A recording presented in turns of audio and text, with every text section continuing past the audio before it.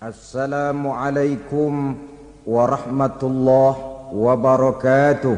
Waalaikumsalam warahmatullahi wabarakatuh.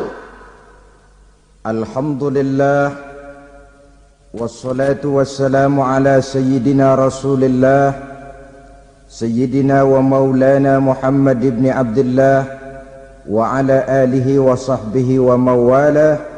La haula wa la quwwata illa billah, amma ba'du. Bapak-bapak, ibu-ibu, saudara-saudara kaum muslimin rahimakumullah. Pada pertemuan yang lalu sudah saya jelaskan bahwa hidup selalu berakhir dengan kematian. Apabila datang kematian menimpa seseorang, datanglah kiamat baginya. Itu yang disebut dengan kiamat kecil. Hakikatnya mati adalah perpindahan dari kehidupan di dunia ini menuju kehidupan di alam barzakh. Menunggu kita di alam barzakh sampai datangnya saat kiamat. Entah 10 tahun, entah 100 tahun, entah 1000 tahun, hanya Allah saja yang maha tahu. Adapun orang-orang beriman yang melakukan amal kebajikan dalam kehidupan di dunia ini, masa penantian yang lama di alam barzakh buat mereka sebentar saja.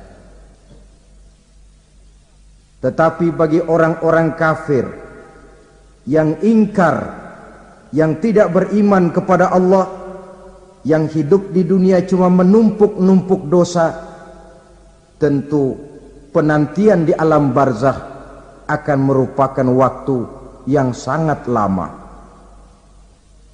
Bukankah dalam kehidupan kita waktu itu memang relatif? Contoh misalnya, bagi pemuda-pemudi yang sedang duduk asyik memadu cinta, waktu 4-5 jam saja rasanya cuma 4-5 menit. Tenggelam oleh keasikan. Tapi buat orang yang berbaring di rumah sakit, meratap di balik-balik apa itu tembok derita kata lagu, di balik dinding-dinding penjara, sehari bagai seminggu, seminggu rasa sebulan, sebulan boleh jadi rasa setahun. Penantian yang sangat lama. Kapan kiamat itu akan datang? Ini rahasia Allah. Jangankan kita yang orang awam, baginda Nabi sendiri tidak diberitahu oleh Allah kapan kiamat itu akan terjadi. Tetapi sungguh pun demikian, banyak hadis-hadis yang menjelaskan ciri atau tanda-tanda datangnya kiamat. Nah, kalau sudah bicara soal tanda kiamat itu ada 2. Pertama yang disebut alamatus sughra, tanda-tanda kecil. Ini waktunya masih ada tenggang. Ada yang dinamakan alamatul kubra, tanda-tanda besar. Artinya kiamat sudah diambang pintu. Apa tanda-tanda kecil dari datangnya hari kiamat itu? Misalnya kata Nabi, apabila ilmu sudah diangkat oleh Allah, artinya apabila ulama sudah banyak wafat, minat orang belajar agama berkurang, lalu kebodohan nampak merajalela di mana-mana, zina dikerjakan secara terbuka, minuman-minuman keras jadi kebanggaan, itu termasuk di antara tanda-tanda kecil terjadinya hari kiamat. Apalagi misalnya iza waladatil ammatu rabbataha, apabila budak sudah melahirkan tuan. Apa maksudnya? Ada yang mentafsirkan apabila anak sudah bisa membudaki orang tuanya.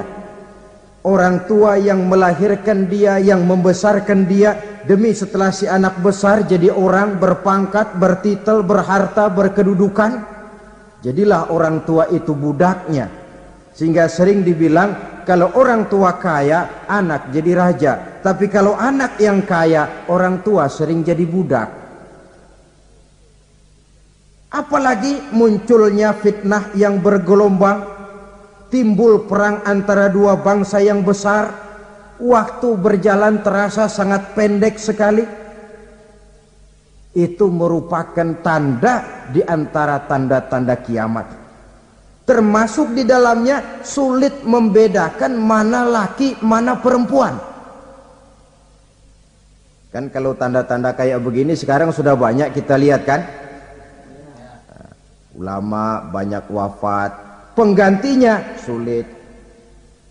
Zina dikerjakan berterang-terangan, minuman keras jadi kebanggaan, banyak anak membudaki orang tuanya, sulit membedakan mana laki mana perempuan. Kadang-kadang dari belakang kita lihat perempuan bener, begitu kita colek nengok jenggotan.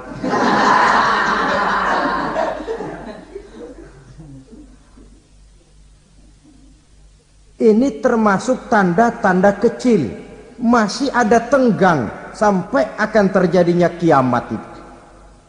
Nah, yang dimaksud dengan tanda-tanda besar, ini tanda besar artinya kiamat sudah di ambang pintu. Pertama, matahari terbit dari sebelah barat. Apabila matahari sudah terbit dari arah sebelah barat, tertutuplah sudah pintu taubat. Bersabda Nabi kita, la taqumus sa'atu hatta tatlu'a syamsu min maghribiha. Tidak akan datang hari kiamat sampai matahari terbit dari arah sebelah barat. Fa iza tala'at, manakala matahari telah terbit dari arah sebelah barat, wara'ahan nasu, manusia banyak menyaksikan itu, amanu ajma'un, mereka pun lalu beriman. Yang tadinya kafir, yang tadinya ingkar, yang tadinya membangkang, setelah melihat matahari terbit dari sebelah barat, buru-buru beriman, berlomba-lomba mengucap dua kalimat syahadat. Tapi apa yang terjadi? Kata Nabi, wadzalika hina la yanfa'u nafsan imanuha lam takun amanat min qabl. Hari itu adalah hari yang iman sudah tidak berguna lagi bagi seseorang apabila sebelumnya memang dia tidak pernah beriman. Au kasabat fi imaniha khaira, atau beriman tetapi tidak pernah melakukan kebajikan di dalam keimanannya itu. Hari yang sudah kasib, hari yang sudah terlambat, beriman tidak akan ada gunanya lagi. Ini pelajaran buat kita. Sebelum sang surya terbit dari sebelah barat, sebelum nafas sampai di tenggorokan, artinya pintu taubat masih terbuka. Kalau dua hal itu sudah terwujud, nafas sudah sampai di kerongkongan atau matahari sudah terbit dari arah sebelah barat, tertutuplah sudah pintu taubat. Tak ada lagi gunanya pangkat, jabatan, harta, bahkan beriman pun dalam suasana macam itu. Too late, kata orang Kulon. Sudah terlambat. Matahari terbit dari arah sebelah barat. Itu tanda besar, artinya kiamat sudah di ambang pintu. Lalu apalagi tanda besar? Munculnya Dajjal. Dajjal artinya pendusta-pendusta yang menyesatkan manusia. Ada dua macam Dajjal, saudara. Ada Dajjal kecil. Ini Dajjal kelas teri. Kalau ini sejak zaman Rasulullah sudah ada itu. Tiap zaman ada. Di zaman Rasulullah misalnya ada yang bernama Aswad al-Unsi. dari Yaman. Ada yang namanya Musailamah Al-Kazzab dari Yamamah. Ada yang namanya Ibnu Sayyad dari Madinah. Ini dajjal-dajjal di zaman Rasul. Musailamatul Kazzab memproklamirkan diri jadi nabi dia. Di zaman Rasul masih hidup. Ini dajjal zaman Nabi. Di zaman sahabat muncul dajjal-dajjal. Di zaman kita sekarang ini dajjal-dajjal pun gentayangan. Dajjal-dajjal kelas teri. Kerjanya mendustakan manusia, menyesatkan manusia, memalingkan manusia dari jalan yang benar dan diridhoi oleh Allah Subhanahu wa taala. Adapun yang merupakan tanda besar dari datangnya kiamat, dajjal-dajjal kelas kakap. Pembohong-pembohong besar yang menyesatkan masyarakat manusia berpaling dari jalan Allah mengikuti jalan mereka. Apa sih ciri dajjal itu? Kata Nabi dalam hadis Bukhari Muslim, innad dajjala, sesungguhnya yang namanya dajjal itu yakhruju, satu saat akan muncul mendekati hari kiamat. Wa inna ma'ahu ma'an, si dajjal ini membawa air, wa naran, dan juga membawa api.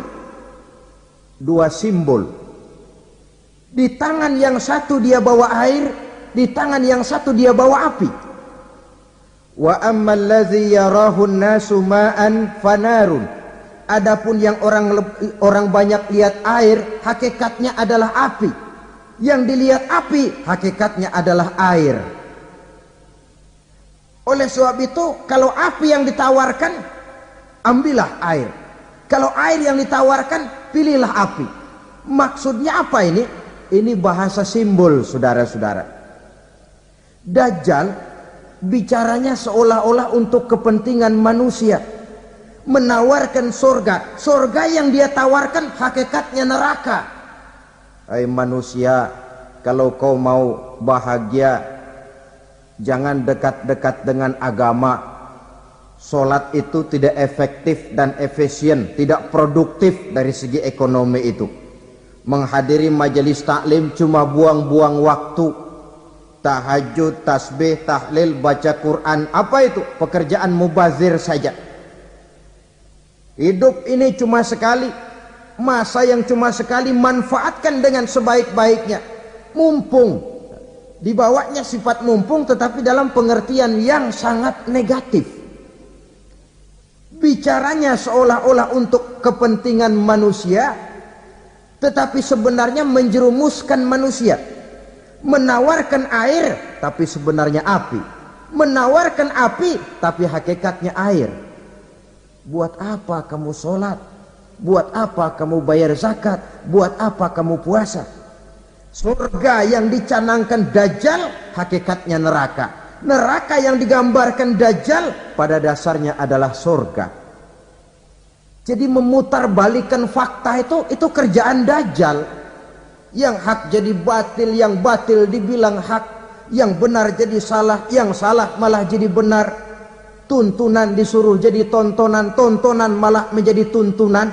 Itu pekerjaan dajjal profesinya. Zamannya Nabi Adam, dajjalnya kan iblis. Betul? Betul.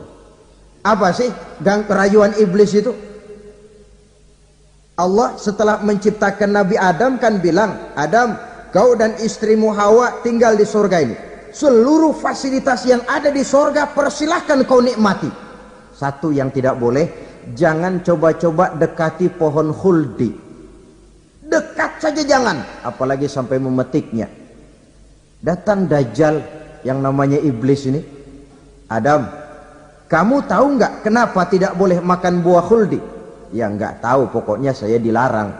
Bodoh kamu Dam. Khuldun artinya kekal.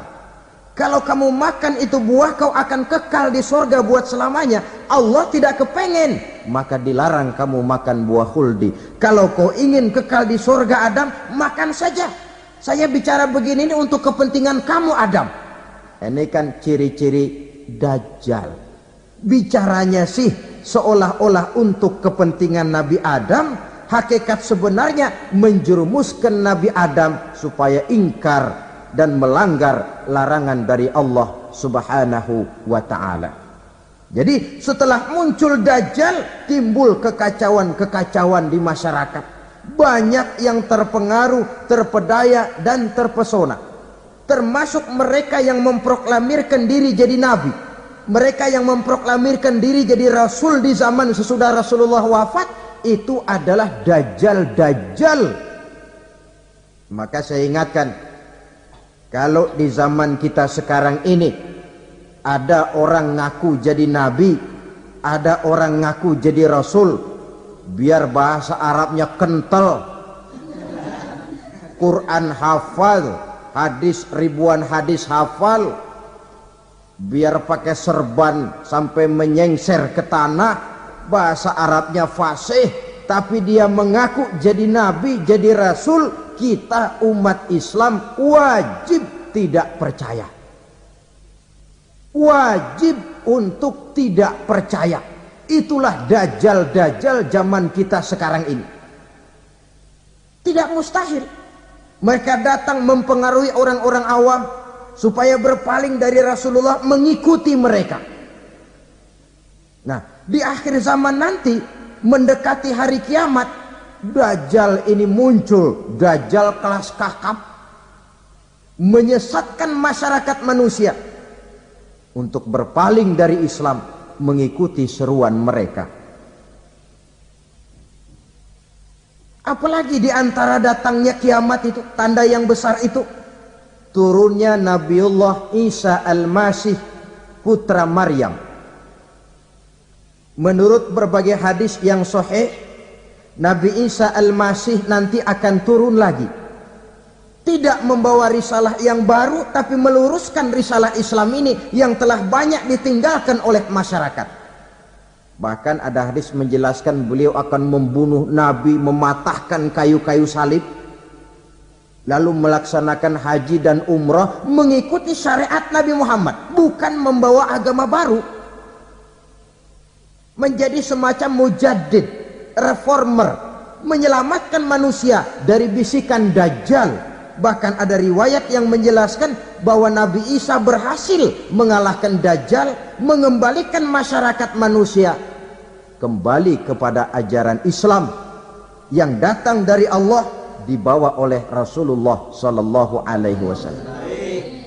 Dengan kata lain, turunnya Nabi Isa bukan sebagai nabi dan rasul baru, tetapi mengikuti syariat Nabi kita Muhammad sallallahu alaihi wasallam. Saudara hadirin, ibu-ibu hadirat yang saya hormati, kemudian apalagi di antara tanda-tanda besar akan datangnya kiamat itu? Keluarnya asap atau awan. Kata Nabi, inna min asyrati sa'ah dukhanan yamla'u ma bainal masyriqi wal maghrib. Di antara tanda-tanda kiamat munculnya awan atau asap yang memenuhi antara langit dan bumi. Ini pun diperkuat dalam surah Ad-Dukhan ayat 10. Fartaqib yauma ta'tis sama' bidukhanin mubin fayughshan nas hadza azabun alim. Bagi orang-orang yang beriman, mereka biasa-biasa saja. Tapi bagi orang kufur, datangnya asap dan awan ini merupakan azab yang kelewat pedih. Barangkali sedikit mendekati gambaran tentang azab yang pedih ini, saya ingatkan alam pikiran kita kepada peristiwa yang belum lama terjadi. Pernah dengar berita bocornya reaktor nuklir di Chernobyl, Uni Soviet? Pernah dengar? Nah. Bocornya reaktor nuklir di Chernobyl yang mengakibatkan ratusan bahkan sangat mungkin ribuan nyawa. cuma satu reaktor. Bagaimana kalau seluruh cadangan nuklir yang dimiliki oleh para negara adik kuasa ini diledakkan? Bahkan yang konon menurut catatan, cadangan nuklir yang dimiliki bersama oleh Amerika dan Rusia sekarang ini sudah sanggup memusnahkan 6 miliar manusia. 1,5 kali lebih banyak dari jumlah manusia yang nongkrong di permukaan bumi ini. Saudara-saudara hadirin yang saya hormati, lalu saat mendekati hari kiamat, apalagi tandanya? Setelah Nabi Isa wafat, pada saat turunnya yang kedua kali, lalu Allah meniupkan angin sejuk. Semua orang-orang beriman, orang-orang baik wafat, sehingga penghuni bumi ini cuma tinggal lagi terdiri dari orang-orang kafir. Tidak ada lagi di bumi ini yang bisa mengucapkan Allah. Sehingga dalam hadis qudsi itu ada keterangan, innallaha azza wa jalla yaqulu li Israfil. Allah pernah pesan kepada malaikat Israfil, kata Allah, Israfil, iza sami'ta qailan yaqul Allah Allah fa akhirin nafakh 40 sanatan ikraman liqailiha. Hai Israfil, apabila kau dengar di permukaan bumi masih banyak orang yang mengucapkan Allah Allah, maka tunda sangkakala kiamat itu 40 tahun. Untuk apa? Ikraman liqailiha, menghormati orang yang mengucapkan Allah Allah itu.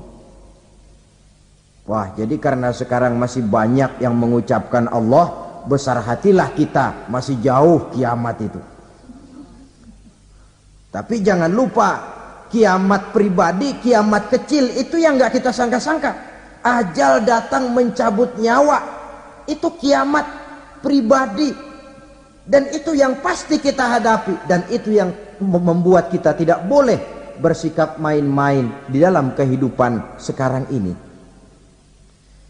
Saudara hadirin yang saya hormati, tidak ada lagi orang-orang muslim.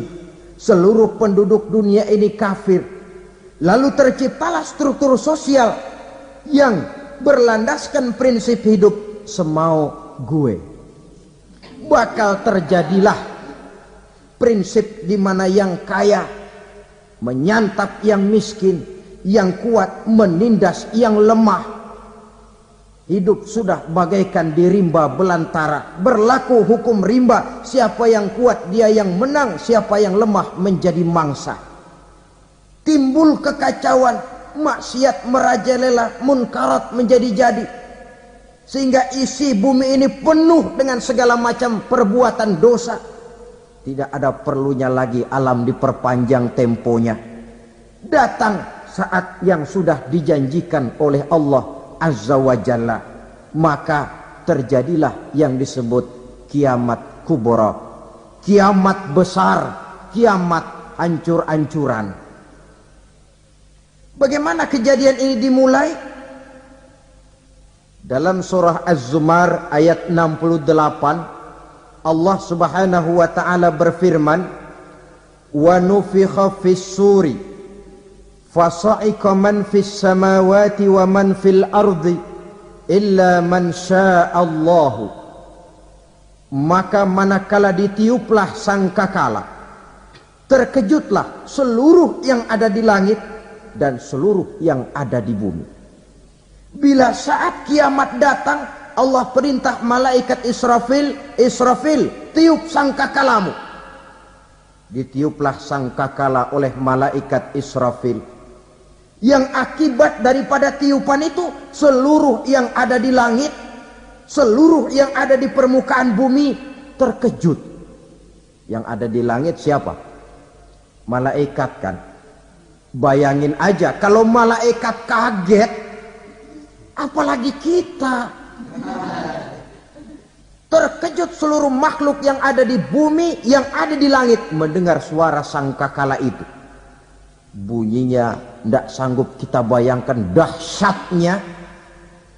ledakan nuklir, ledakan neutron, belum apa-apa ketimbang bunyi sangkakala malaikat Israfil ini. Nah, lalu mendengar bunyi sangkakala ini, gemparlah makhluk, kacaulah alam. Bumi gempa, planet-planet bertabrakan, gunung meletus, air laut tumpah ke darat, angin topan bertiup, halilintar menyambar. Lalu semua yang bernama hidup mati total.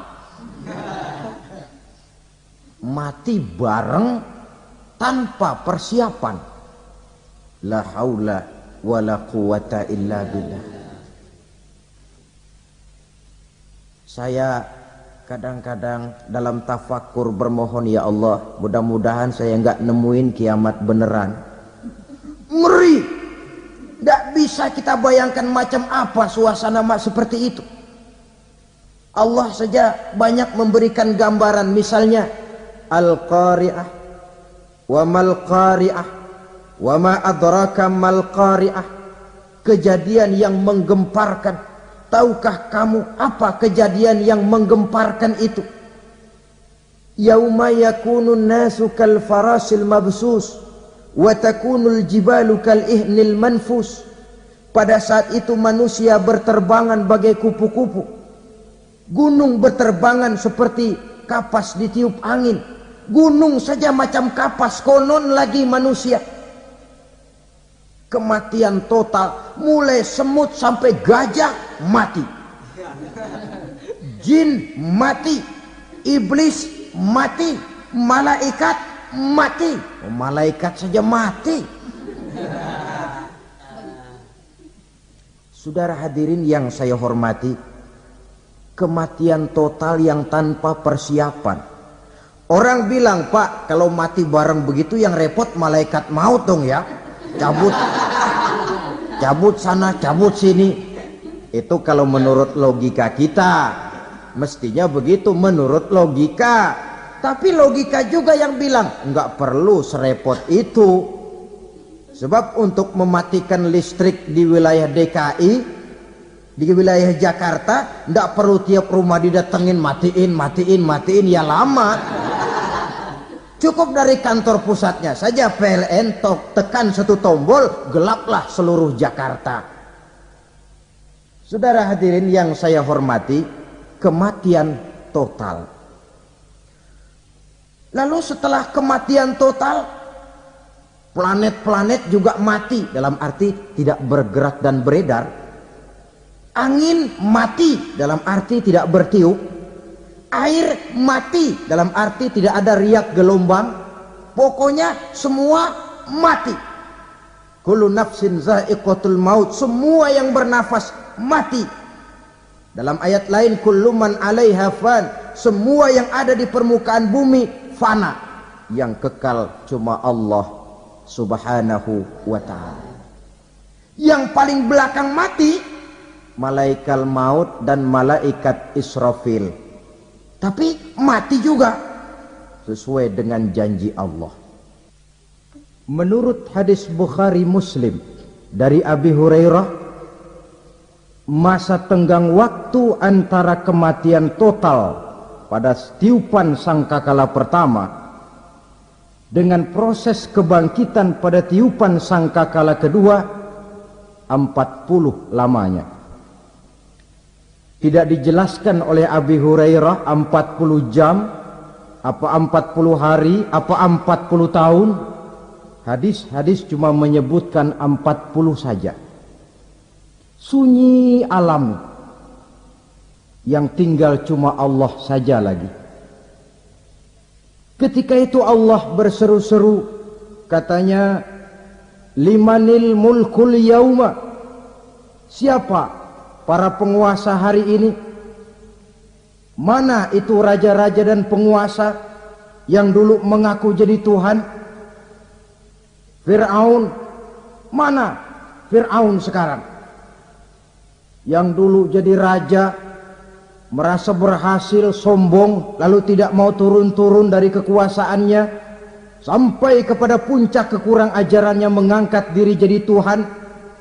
Mana itu Fir'aun? Namrus, mana sekarang Namrus? La ilaha illa ana, ternyata tidak ada Tuhan lain selain daripada aku, kata Allah. Proses kemudian, saudara-saudara, turunlah hujan dari langit. 40 lamanya hujan itu. Tidak jelas juga 40 jam apa 40 hari. Setelah air turun membasahi, datanglah tiupan sangkakala yang kedua. Semua yang bernama mati bangkit dari kuburnya masing-masing. Ini yang disebut Yaumul Ba'thi, hari kebangkitan. Allahu Akbar. Pada saat kita bangkit dari kubur kita masing-masing, kumpul di padang mahsyar namanya. Bayangin aja, saya sendiri nggak sanggup bayangin. Manusia sejak zaman Adam sampai zaman kiamat kumpul bareng di tempat sama. Berapa banyaknya itu?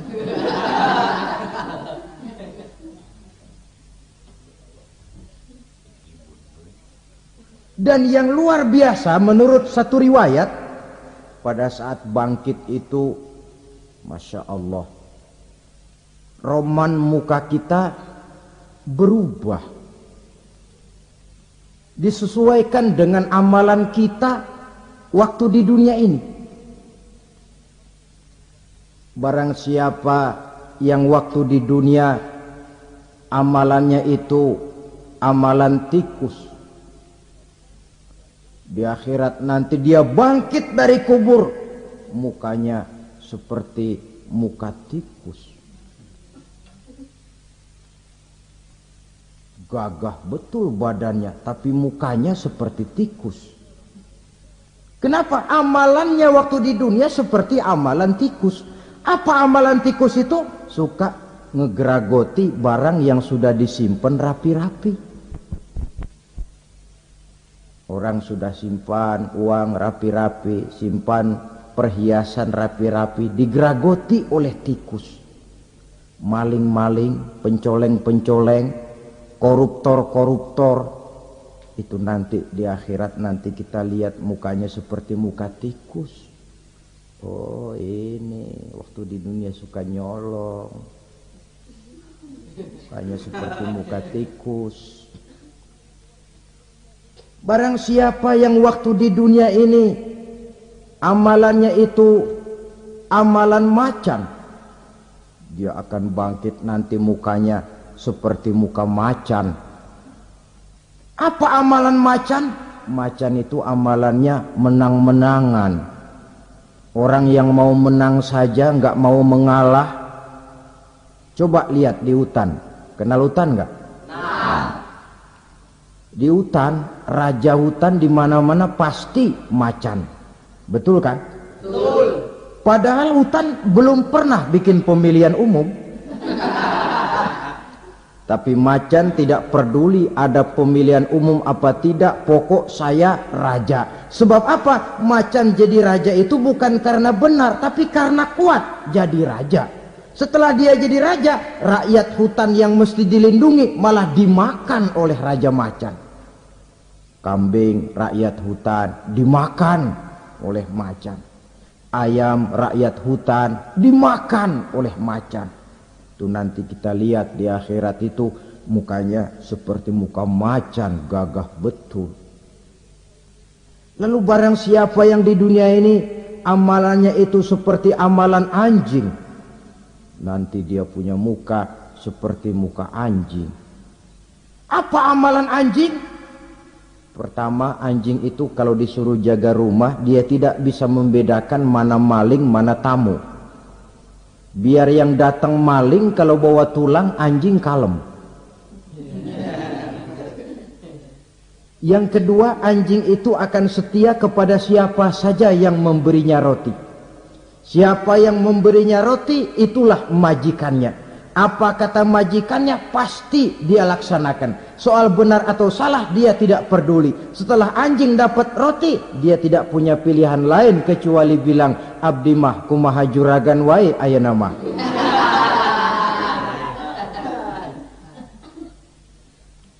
Saudara hadirin yang saya hormati, berkumpul di padang mahsyar, tiap orang sibuk dengan persoalannya masing-masing.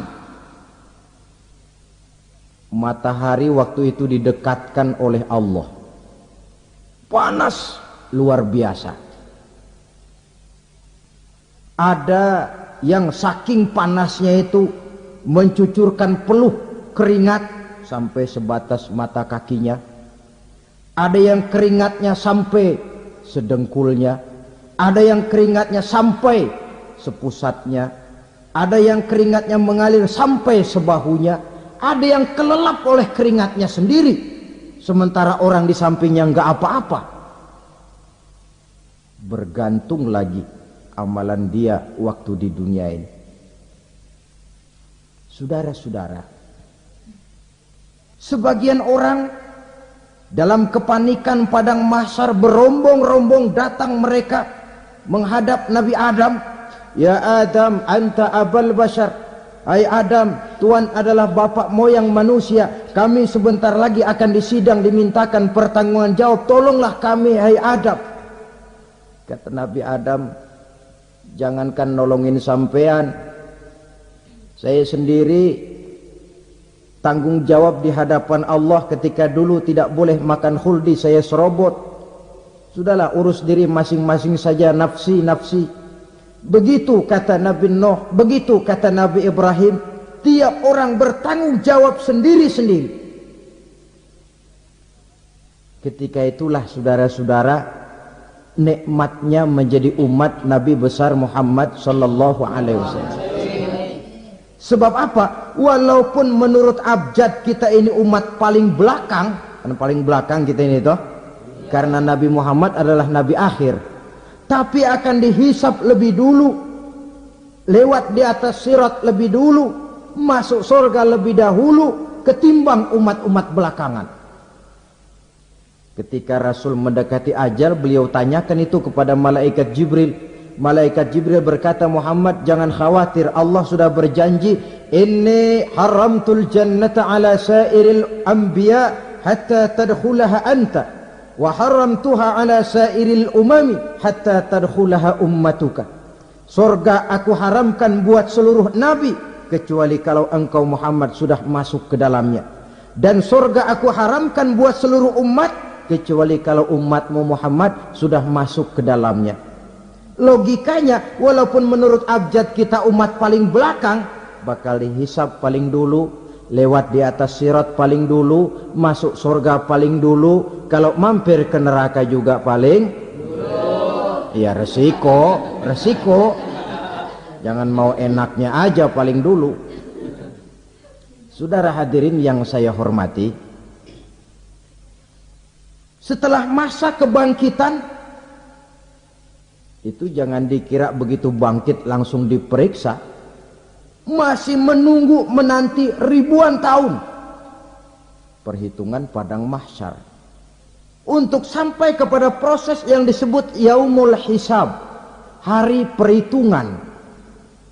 Seorang demi seorang bakal dipanggil. Bayangkan saja, kita se-RT saja di absen, kadang-kadang perlu waktu lama. Ini manusia sejak zaman Nabi Adam sampai datang hari kiamat, satu demi satu disidang di hadapan Qadhi Rabbul Jalil. Status sosial copot sudah waktu itu. Yang pernah jadi hartawan di situ tidak lagi kelihatan kehartawanannya. Yang pernah jadi jenderal tidak lagi dipanggil jenderalnya. Yang ustadz tidak lagi dipanggil al-mukarramnya. Seluruh status sosial selesai. Dipanggillah kita seorang demi seorang menghadap Qadhi Rabbul Jalil. Bagaimana proses penghisaban itu? Pertama, proses tanya jawab. Di antaranya ada hadis menyatakan lan tazula qadama 'abdin yaumal qiyamah hatta yus'ala an arba'i khisalin. Besok di hari kiamat tidak akan bergeser telapak kaki seorang hamba sampai dia ditanya lebih dulu tentang 4 persoalan. Tentang ilmunya. Kemana ilmu itu diamalkan? Tentang umurnya. Di mana umur itu dihabiskan? Tentang masa mudanya. Kemana masa muda itu dipakai?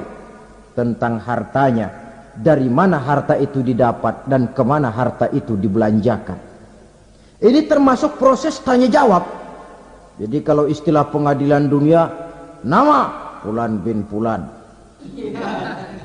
Kamu waktu di dunia diberikan umur panjang untuk apa? Pernah mengalami masa muda, kemana kau habiskan masa remajamu? Kau diamanahkan ilmu, dengan apa ilmumu kau amalkan? Kau diberikan harta, dari mana harta kau dapat, kemana kau belanjakan? Tak seorang pun yang bisa mungkir. Sebab apa? Dikala itu yang menjadi saksi bukan orang. Yang menjadi saksi adalah seluruh anggota badan kita.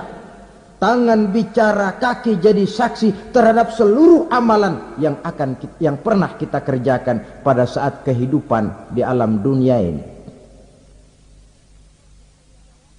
Selesai proses tanya jawab, lalu diperlihatkan buku catatan kita waktu hidup di dunia ini.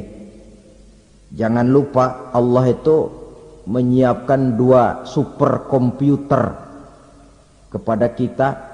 Sebelah ditempelin sebelah kanan, yang sebelah tempelin di sebelah kiri. Komputer itu namanya Raqib dan Atid.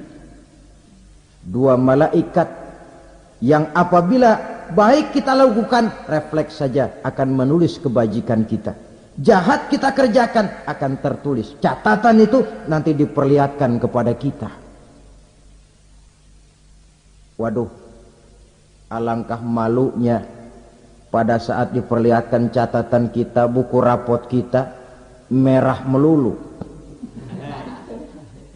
Barangkali diperiksa sambil diomelin, brengsek lo. Buku merah melulu begini, bagaimana waktu hidup di dunia? Tidak cukup diperlihatkan buku catatan kehidupan, rekaman kehidupan. Rekaman kehidupan kita secara utuh sejak terlahir sampai ajal datang merenggut nyawa. Barangkali mirip dengan video sekarang ini, di mana terekam dengan baik seluruh kegiatan kita sejak yang sekecil-kecilnya sampai kepada yang sebesar-besarnya. Untuk kemudian kita pun menerima balasan. In khairan fa khairun wa in syarran fa syarrun. Kalau baik ya baik balasannya, kalau jahat ya jahat juga balasannya. Catatan-catatan kita diberikan. Kalau banyak kebajikannya diberikan di tangan kanan dengan cara yang halus. Kalau banyak kejahatannya diberikan dari sebelah kiri atau dilempar dari belakang. Itulah sebabnya sejak di dunia ini kita sudah mohon kepada Allah. Ketika berwudu membasuh tangan kanan, apa kita bilang? Allahumma a'tini kitabi biyamini wa hasibni hisaban yasira. Ya Allah, berikan saya kitab di tangan kanan, dan kalau saya memang perlu dihisap, hisaplah saya yang seringan-ringannya. Tangan kiri berlindung kita kepada Allah, jangan sampai diberikan kitab di tangan kiri atau dari arah sebelah belakang. Wa a'udzubika an tu'tiya kitabi bishimali aw min wara'i zuhri, dari arah sebelah belakang. Na'udzubillah min dzalik. Setelah selesai lewat proses penghisaban, lewat mizan, timbangan, maka yang sudah selesai dihisab itu bergeraklah menuju sirat, jembatan yang terbentang menuju surga melalui neraka. Saudara-saudara, panjangnya perjalanan sirat itu memakan waktu ratusan tahun. Tetapi orang yang lewat di atas sirat pun macam-macam, bergantung amalannya ketika di dunia ini. Ada yang lewat di atas sirat itu kal barqil khatib, seperti kilat yang menyambar, lep, sudah sampai dia di surga. Cepat bukan main. Ada yang lewat di atas sirat itu seperti orang lari-lari. Ada yang lewat di atas sirat itu seperti orang jalan biasa. Ada yang sambil merangkak, ada yang sambil ngesor, ada yang sambil gelayutan. Ada yang selamat sampai ke ujung ke surga, ada yang tergelincir jatuh masuk ke dalam neraka, bergantung amalannya dalam kehidupan di dunia sekarang ini. Tiap kita akan melewati yang namanya sirat ini. Saudara-saudara kaum muslimin yang saya hormati, dengan demikian mereka yang selamat melalui sirat sampai ke terminal akhir surga, mereka yang ketika dihisab ternyata banyak kejahatannya daripada kebaikannya, mereka singgah di dalam neraka. Nah, adapun orang-orang yang beriman menurut ayat Quran dan hadis Nabi itu nanti ada bermacam-macam. Ada orang beriman itu yang dimasukkan surga. Ada orang beriman itu yang dimasukkan ke dalam surga. Ada orang beriman itu yang disebut penduduk surga. Kenapa lain-lain, Pak? Karena waktu di dunia amalannya juga lain-lain. Ada orang beriman yang masuk surga. Ini paling murah tiketnya. Mau masuk surga? Kata Nabi begini, ma min abdin qala la ilaha illallah thumma mata ala dhalik illa dakhala al-jannah. Kalau seorang hamba sudah mengucap dua kalimat syahadat, dia yakin dengan kebenaran kalimat itu sampai matinya, orang itu akan masuk surga. Abi Dzar yang waktu itu diajak bicara heran, ya Rasul kok gampang betul? Iya. Walaupun orang itu mencuri, iya. Walaupun orang itu berzina, iya. Biar dia mencuri, biar dia berzina, kalau dia sudah mengucap dua kalimat syahadat, dia yakin dengan kebenaran kalimat itu sampai matinya, itu orang akan masuk surga. Jadi masuk surga cukup dua kalimat syahadat, yakin sampai mati, masuk surga. Itu perkara masuk. Tapi kalau pertanyaannya diterusin, masuknya kapan, Pak? Nah, ini lain lagi urusannya. Sebab ada yang masuknya itu langsung, ada yang mampir dulu. Di sana tempat cuma dua, kalau tidak surga, neraka. Mau ke surga tapi mampir dulu, yang mampirnya jelas di neraka.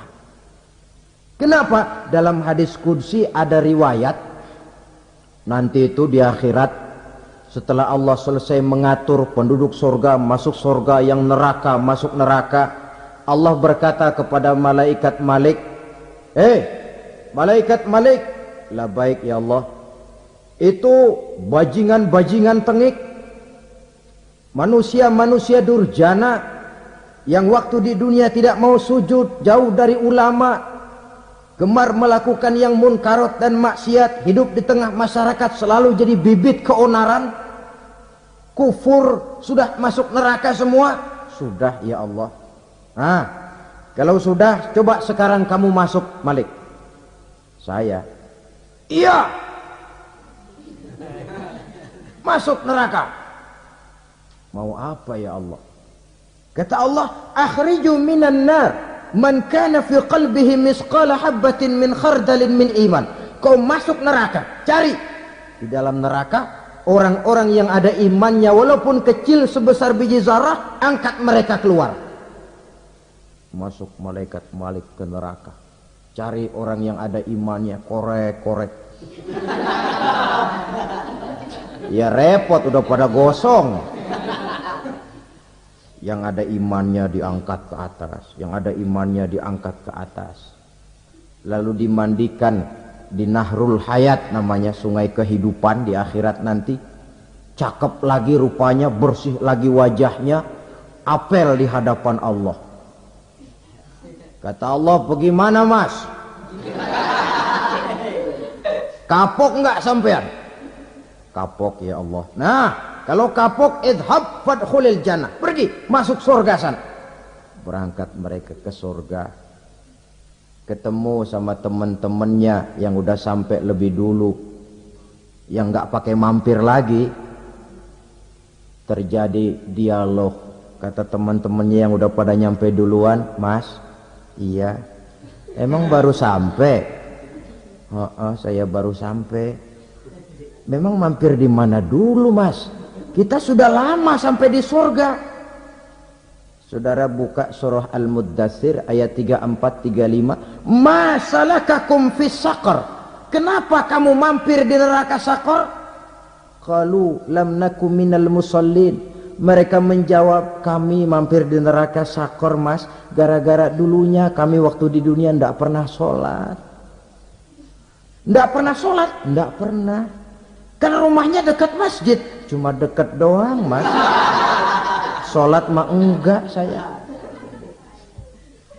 Enggak pernah ngasih makan fakir miskin, enggak pernah hadir di majelis taklim, pendeknya enggak pernah melakukan kebajikan. Maka saya pun mampir di neraka Saqar.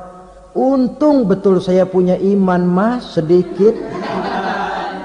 Waktu hidup di dunia dulu saya pernah mengucap 2 kalimat syahadat. Sekali-kalinya waktu mau kawin. Masya Allah. Untung saja kawin. Kalau nggak kawin polos.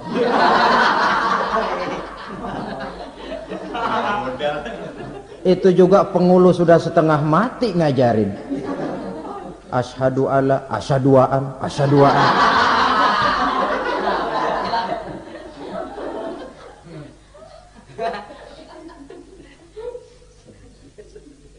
Ini namanya masuk surga, ada mampir dulu. Ada pula orang mukmin itu yang dimasukkan surga. Namanya dimasukkan kan terima beres. Saya masuk ke rumah, jalan sendiri, cari tempat sendiri. Saya dimasukkan ke dalam rumah, terima beres, pokok ada di dalam, itu dimasukkan namanya. Nggak pakai mampir. Tapi tentu tiketnya lebih mahal ketimbang yang pertama tadi. Apa kata Allah? Innal ladzina amanu wa amilus salihat la ukaffiranna anhum sayyi'atihim wa la udkhilannahum jannah. Sesungguhnya orang-orang yang beriman kemudian beramal soleh, kami hapuskan segala dosa dan kesalahannya, kami masukkan mereka ke dalam surga. Lihat ayatnya.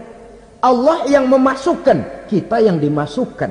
Tidak pakai transit, tidak usah mampir. Cuma tidak cukup syahadat, tidak cukup amanu, tapi diiringi dengan wa'amilus salih. Iman, amal. Tidak cukup syahadat, lalu dibuktikan dia sholat, dia zakat, puasa, lalu dia melakukan berbagai macam kebajikan. Ini yang menyebabkan dia tidak pakai mampir di tempat yang bernama Saqar. Lalu ada pula orang mukmin itu yang disebut penduduk surga. Wah, ini sudah VIP ini. Ashabul jannah, penduduk surga. Siapa mereka? Kata Allah, innal ladzina amanu summa istaqamu fala khaufun 'alaihim wala hum yahzanun ulaika ashabul jannah hum fiha khalidun.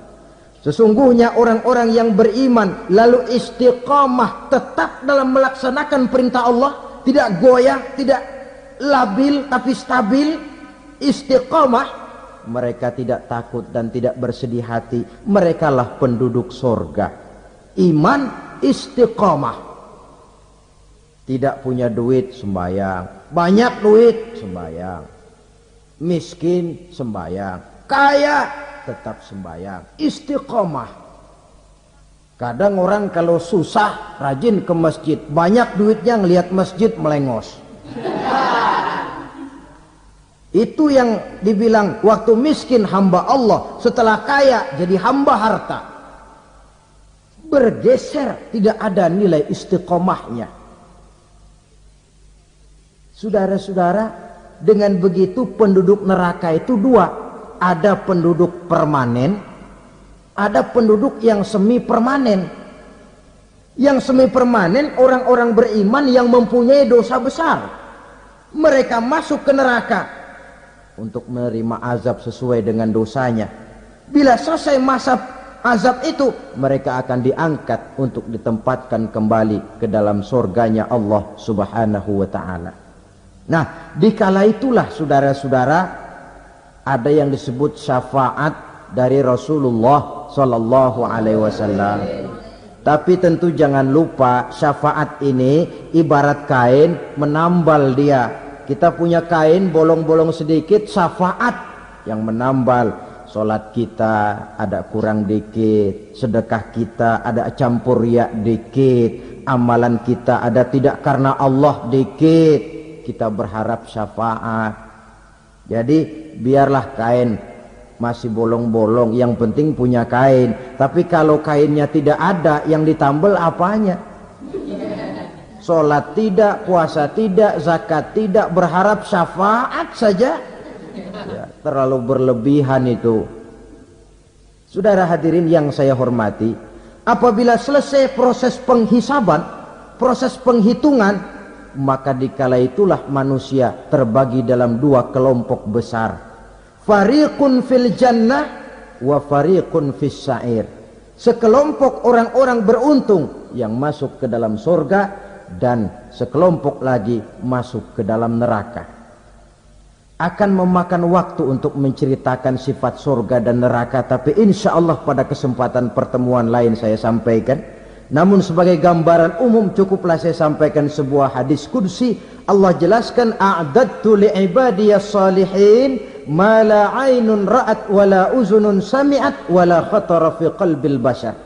Aku sediakan buat hamba-hambaku yang soleh, yang tidak pernah terlihat oleh mata, tidak pernah terdengar oleh telinga, dan belum pernah terdetik dalam hati manusia.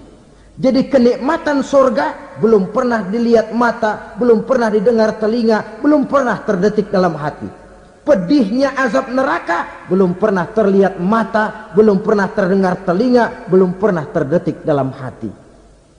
Saudara hadirin yang saya hormati, oleh karena itu sebagai uraian akhir daripada kiamat ini, marilah sama-sama kita memanfaatkan hidup dengan sebaik-baiknya, supaya jangan timbul penyesalan di hari kemudian nanti.